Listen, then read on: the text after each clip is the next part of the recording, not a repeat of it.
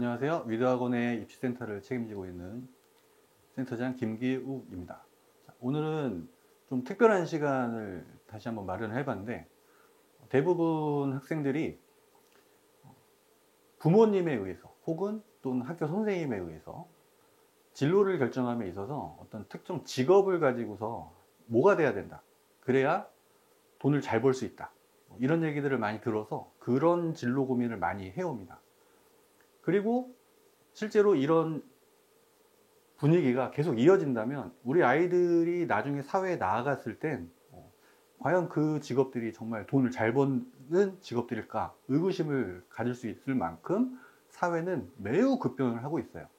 그러니까 부모님들도 또 우리 학생들도 이제부터는 어떤 특정한 직업, 그동안 전통적으로 돈을 잘 벌어왔던 직업, 이런 거를 생각하면서 움직이면은 앞으로 잘 살 수 있는 그런 사회가 되지는 못할 수도 있어요. 자, 그리고 제가 이 말씀을 드리는 이유 중에 가장 큰 이유는 우리 아이들이 대학을 준비함에 있어서, 특히 수시 전형을 준비함에 있어서 진로 고민이 상당히 중요한데, 제가 예전에 컨설팅을 해준 어떤 여학생이 있었는데, 이 여학생이 진로 고민을 하면서 저에게 이런 질문을 했었습니다. 첫 번째, 자기는 여행을 너무 좋아한대요. 그리고 두 번째는 의상 디자인에 되게 관심이 많아요.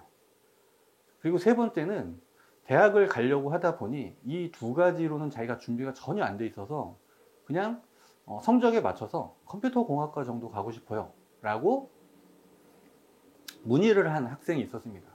이 학생의 경우에 자신이 정말 원하는 거랑 그 다음에 성적에 맞춰서 대학에 가는 거랑 너무 괴리감이 컸죠.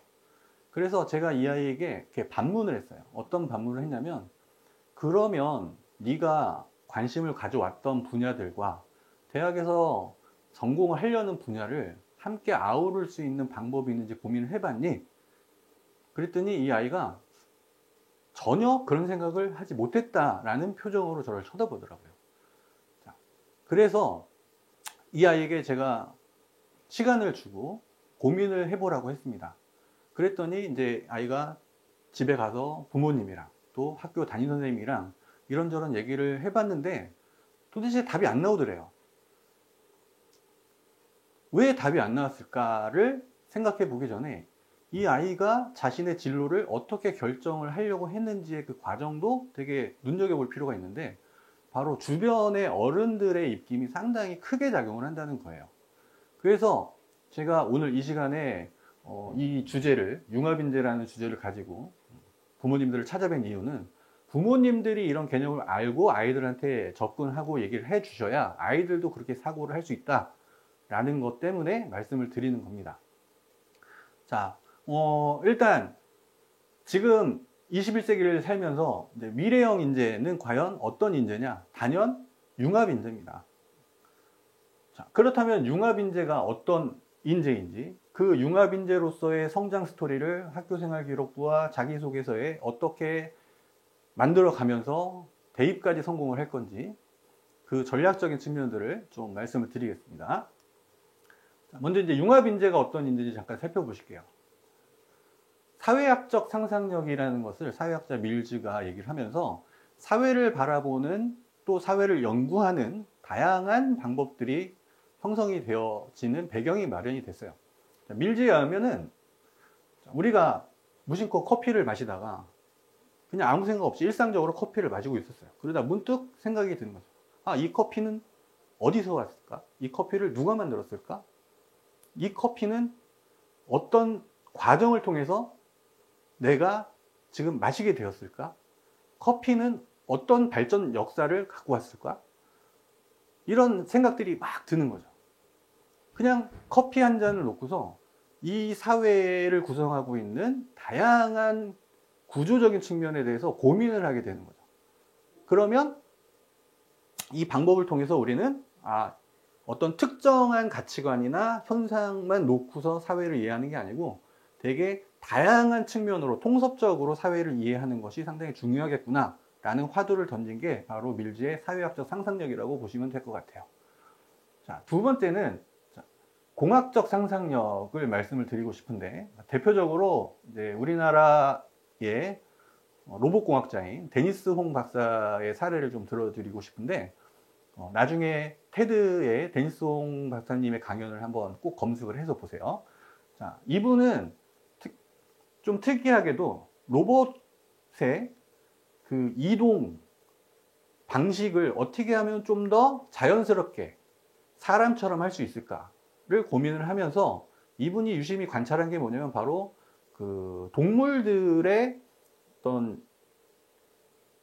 연골 구조라든지 아니면 이동 방식이라든지 이런 걸 유심히 본 거예요. 그리고 그 메커니즘을 로봇에 그대로 입혀서 다양한 실험들을 하면서 상당히 이동성이 뛰어난, 그러면서도 에너지 효율을 증가시킬 수 있는 그런 개발을 해오는 되게 유명한 박사님이죠.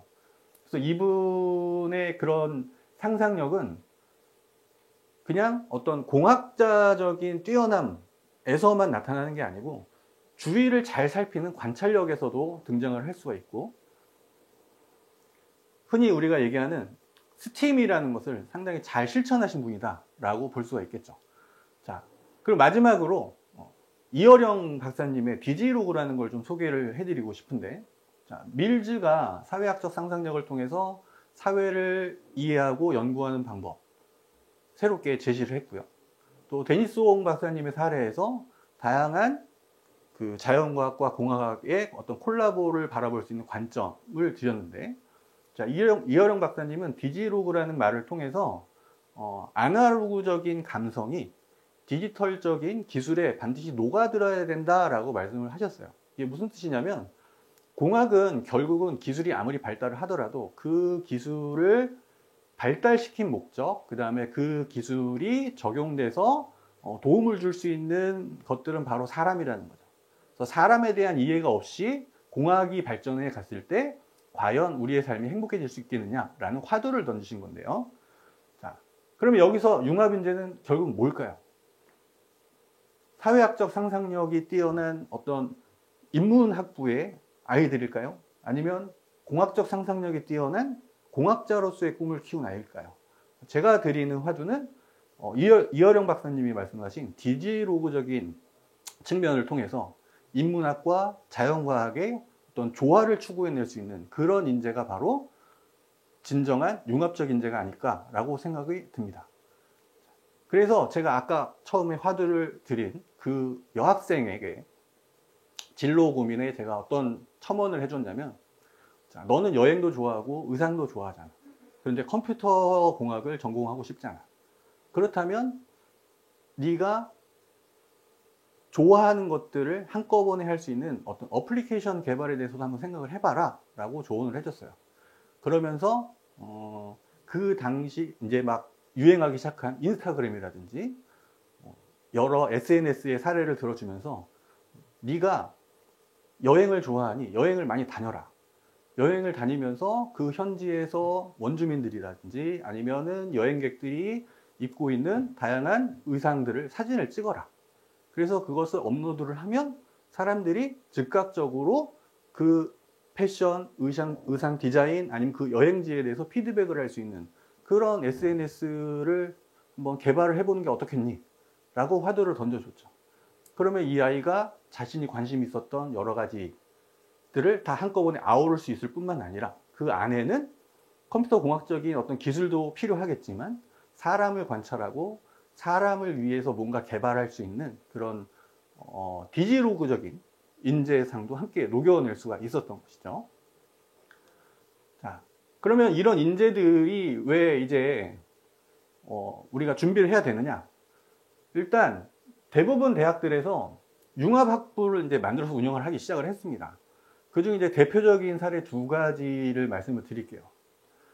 서강대학교의 지식융합 미디어 학부인데요. 자, 이 학부의 경우에 보면은 자, 인문학, 예술, 디자인, 사회과학, 그 다음에 테크놀로지와 같은 지식들을 통섭적으로 탐구를 하고 이것을 기반으로 창의력과 비판적 사고력을 길러낼 수 있는 그런 인재를 양성함을 목표로 한대요. 그러면 서강대학교 같은 훌륭한 대학에서 자신들이 그동안 운영해왔던 어떤 전통 학과들의 경쟁력도 충분한데 그럼에도 불구하고 왜 이렇게 융합학부를 만들었을까?